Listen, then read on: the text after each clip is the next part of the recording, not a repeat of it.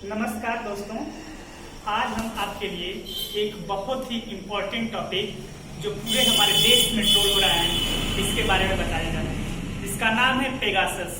यह क्या है, यह कैसे काम कर सकता है और हमारे देश में इसके लिए क्यों बवाल मचा हुआ, इसकी पूरी जानकारी आज के वीडियो में आप लोगों को दूंगा। तो सबसे पहले देखते हैं पेगासस है क्या, पेगासस प्रोजेक्ट है क्या। देखिए, सरकारों, इसका मतलब पेगासस द्वारा सरकारों पर जासूसी करने का आरोप लगाया गया है।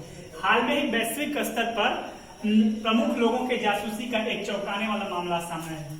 यह जासूसी पेगासस नामक एक स्पाईवेयर के जरिए किया जाता है। स्पाईवेयर मतलब एक सॉफ्टवेयर है।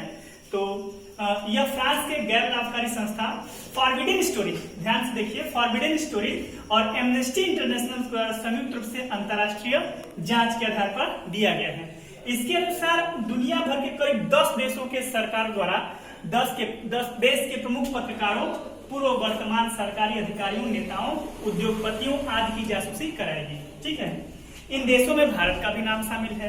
कहा यह जा रहा है कि डेटा के मुताबिक भारत में 2017 और 2019 के बीच भारत के प्रमुख हस्तियों की जासूसी कराई गई, लेकिन यह आधिकारिक रूप से अभी इसकी कोई पुष्टि नहीं हुई है और न ही इसका कोई अभी सबूत प्राप्त हुआ है। ठीक है, और इसके उजागर होने के बाद भारत सरकार में निजता का अधिकार, यानी पर्सनल जो होता है, निजता का अधिकार और सरकार के बीच में बहस छिड़ गई है। अब आइए आपको बताते हैं कि स्पाईवेयर क्या होता है। ये स्पाईवेयर क्या है? स्पाईवेयर एक सॉफ्टवेयर है, जैसे हम लोग अपने फोन में इंस्टॉल करते हैं कोई सॉफ्टवेयर, व्हाट्सएप चलाते हैं या फिर कोई इंस्टाग्राम चलाते हैं, इसी तरह का एक स्पाईवेयर एक सॉफ्टवेयर होता है। ठीक है, ऐप होता है।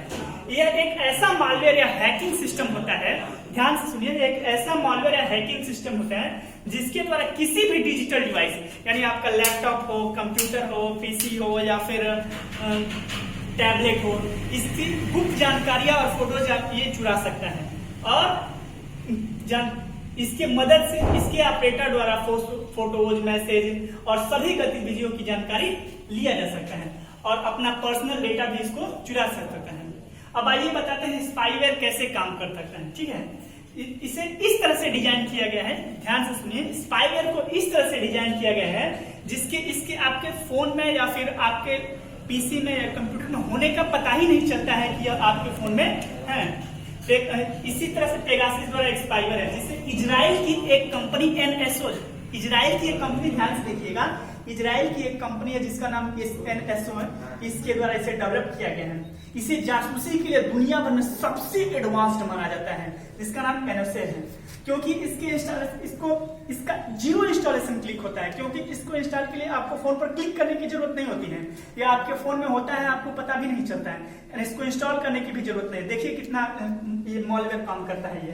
ठीक है, ये बिना क्लिक किए आपके फोन या फिर आपके पीसी को संक्रमित कर देता है। ठीक है, इसके उजागर होने के बाद भारत सरकार में इसको जासूसी करने का जो आरोप लग रहा है, इस पर भारत सरकार और निजता का अधिकार में बहस छिड़ गया है।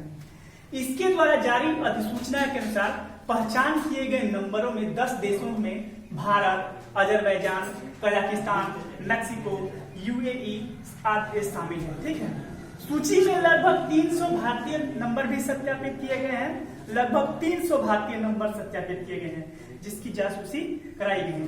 इसमें विपक्षी दल के नेता, न्यायपालिका से जुड़े लोग, मानवाधिकारी के कर्मचारी आदि लोग जुड़े हैं। ठीक है, अब पेगासस यह बात करता है, यह इसलिए कार्य करता है ताकि किसी भी आतंकवादी घटनाओं, गतिविधियों या फिर मानव जाति को बचाने के लिए इस तरह का कार्य करता है। लेकिन भारत ने आधिकारिक तौर पर जवाब मांगा, भारत सरकार से यह जवाब मांगा गया है कि पेगासस जासूसी के लिए क्या भारत सरकार ने पेगासस के जासूसी के तौर पे इस्तेमाल किया गया है। यही भारत में इस समय बहुत बड़ा मुद्दा है।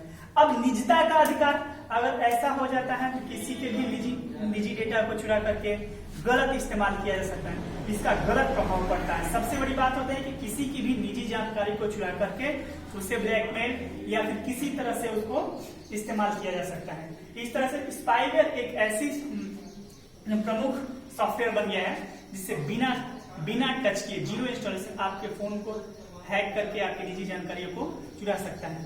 धन्यवाद।